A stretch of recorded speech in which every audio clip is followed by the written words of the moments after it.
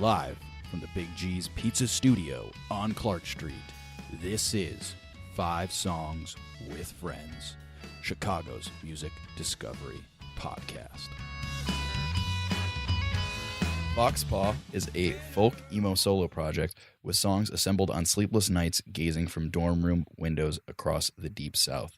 With teeth sharpened in the Dothan, Alabama acoustic music scene and a spirit cultured by the firefly-accented green of Arkansas's Ozark Mountains in midsummer, You Won't Miss Me was recorded with a band of close friends at a lakehouse in rural Alabama. Returning home to Fayetteville, Arkansas the following year, licking old wounds for the final time, Campfires was recorded to a 4-track cassette in a dimly lit backroom, one light in the shivering trees of the winter-struck Ozarks. What an intro from Foxpaw. What's going on? I have Chandler of the band here. Chandler, what's going on? Hey, I'm doing pretty well. How are you? I'm awesome, man. So are you do you also have a hobby as a creative writer? Because this is very, very poetically written, this intro here. I can't say I really write much outside of music, but I really try to explore literary influences in my songs. Interesting. Are there any big artists that come to, or authors rather, that come to mind? As far as songwriters go, I really like Townes Van Zandt and Colin Malloy from the Decemberists. I kind of take a lot of inspiration from them. As far as books, I'll kind of read anything sci-fi. I know it's kind of outside of the realm of what I do for music, but... Oh, interesting. I like it, man. Well, yeah, sounds like there's a ton of different influences going into this band. So tell me a little bit more about Foxpaw. When did you guys kind of get started making music? Also, it's a solo project, but you went into the studio with some friends, it sounds like. Can you guys give me a little bit of background about your musical career here with Foxpaw? Yeah, for sure. Foxpaw started in around 2016. I was in my undergrad, and I kind of just picked up a ukulele, and this was kind of my way to make sense of that little bit of isolation you get sometimes in college. So it was mostly just me writing songs in my dorm room by myself. And at that time I had no intention of sharing it with the outside world.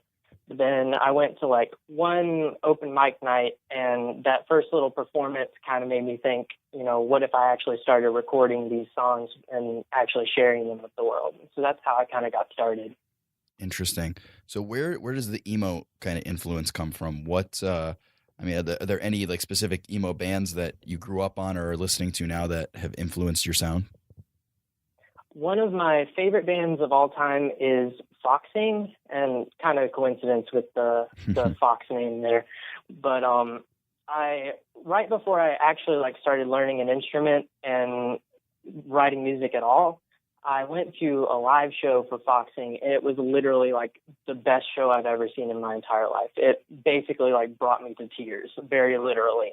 It was so powerful. And so from then on, that's been one of my biggest influences is Foxing. And there's another band that I listened to in high school a lot. It's actually a screamo band, but I still consider it probably my favorite album of all time. And the band is called William Bonney, and the album is called Good Vibes.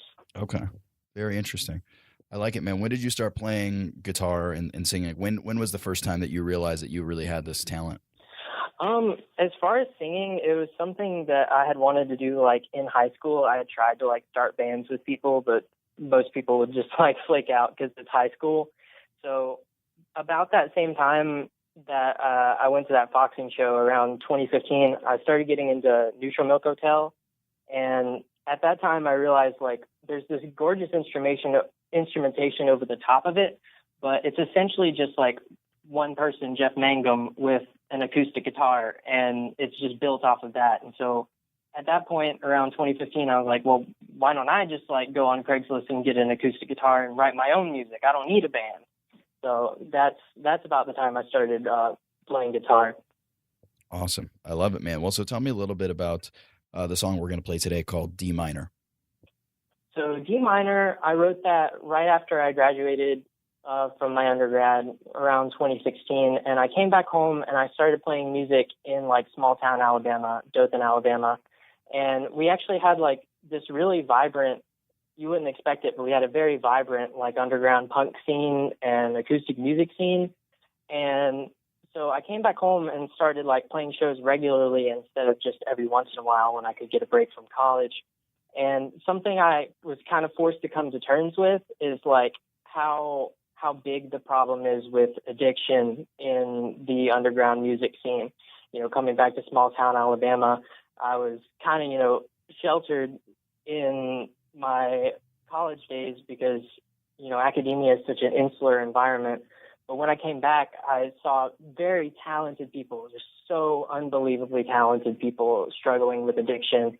And so this was kind of my song about coming to grips with the drug culture in the underground music scene. And it's kind of an admonishment of that.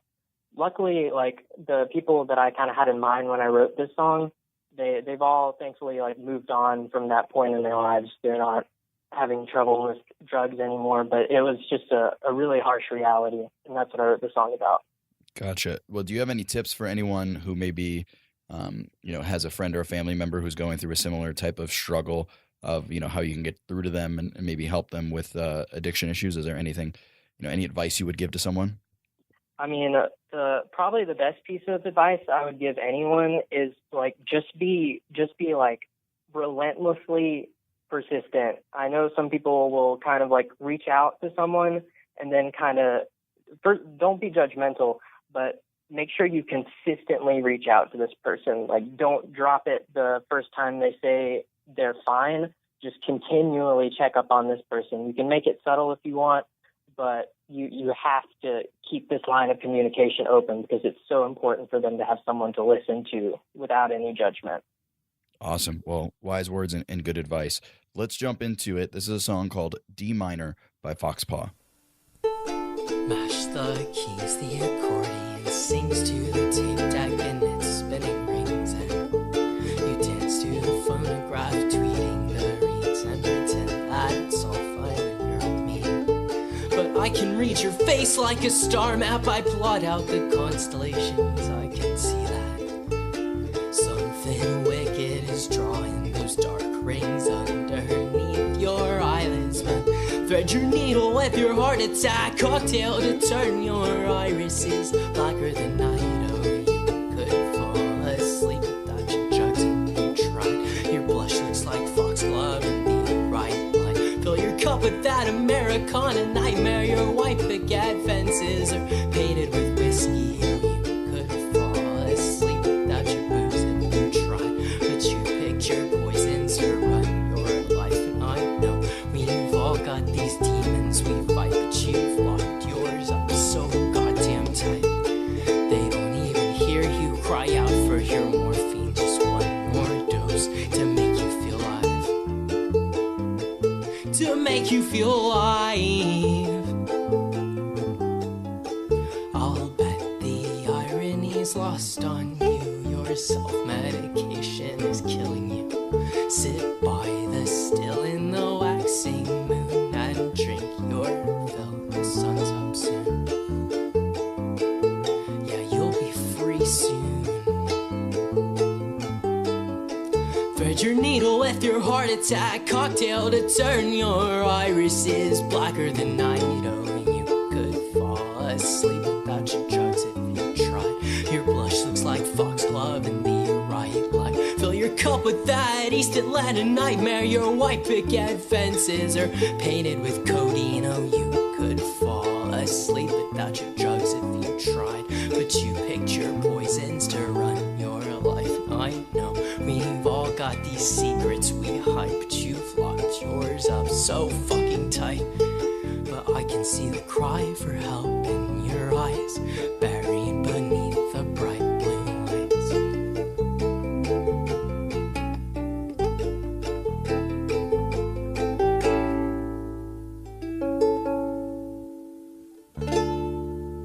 All right, so that was D minor by Foxpaw. So you said that, you know, in the bio you kind of mentioned that you had returned to Arkansas to record it. What was the kind of the process like for you recording this album? So recording Campfires was essentially just me. I played every instrument on Campfires, and I'm kind of like a tape buff. Like, I really like analog electronics. So I got an old 4-track cassette recorder off of Craigslist. And so Campfires was just me, like usually like in the middle of the night, just recording to my tape deck and overdubbing over it. And what it gave me is there's two like main advantages to using analog mediums still, besides just the sonic qualities, because like analog tape, it sort of warms the lower frequencies.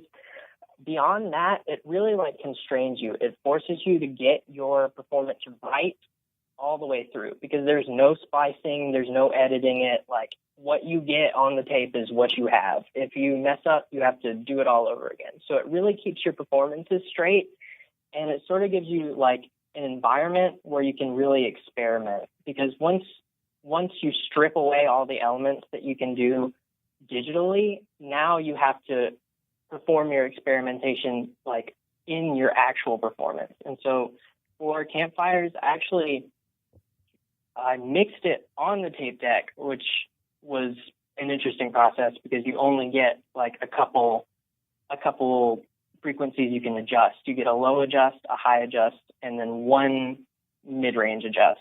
And that's it. You can't make multiple peaks or anything like that. And all of my effects on it were actually just from hardware plugged into the tape recorder.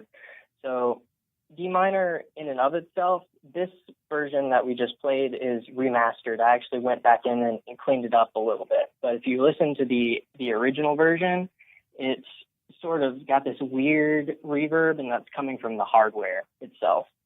Interesting. What motivated you to remaster it? I mean, are you happier with the remaster or the original, or they both have, their own time and place? Like, what is that like? I like both versions. I really honestly do like both versions. The point of the remaster was for me to just go back in and like make everything a little bit more clear, because while you get like a super interesting sound when you do every single thing on the tape deck, you can't really get much volume out of it, because essentially stripping it away from the cassette for the original album, I stripped it away to one single file. So I didn't have control over the actual 4 tracks of the cassette. I only had control over the master.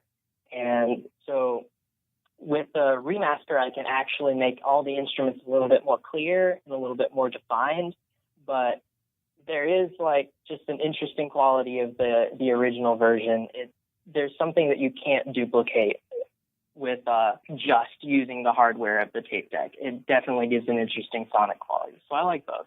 Awesome. Well, everyone, listen to yourself. You can hop on Spotify and check it out. He has both the original 4-track version as well as the remastered up there. So compare, contrast, away, see which one you like better. Maybe you like both. Who knows? So you mentioned that there's like a pretty rich underground scene in Alabama. Can you maybe give a shout out or two to some of your favorite local under the radar bands, maybe some friends bands that you think people should hear? Yeah, for sure. Couple that come to mind first and foremost are the Super Elevators. They're a punk blues band, and the frontman David has been a friend of mine for a long time. The other members of the band I knew from college.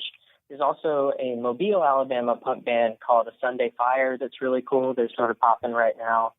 I got friends in a band called Pink for President, which is sort of like this comedy pop punk band that's super awesome. Got friends in Sinner's Gospel, which is a country/Americana band that's really cool.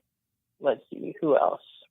Paid to Pretend is a really good Mobile band that I definitely recommend people check out, sort of like indie pop. And as far as Arkansas, there's one band that I'm really excited on right now, and that's Drawing Blanks. They're a hard rock band from Fayetteville. Awesome, man. Well, yeah, sounds like you're really, really getting exposed to a bunch of different underground music. That's super cool. I'll have to check some of those guys out.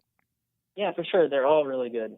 Fantastic, man. So where can people stay in touch with Foxpaw and, get the latest information about releases and concert dates, things like that? So the best place to find like updates is probably my Facebook page. It's just facebook.com/FoxpawMusic. No spaces or anything like that. And my Instagram, I kind of try to keep updated. That's just at Foxpaw Music also. But all my music's on Bandcamp, Apple Music, Spotify, everywhere. But yeah, definitely check out the Facebook page first. Excellent. Well, good stuff, man. Chandler, thank you so much for coming on the show, dude. This was great. Thanks for sharing. Thank you. Thank you for having me.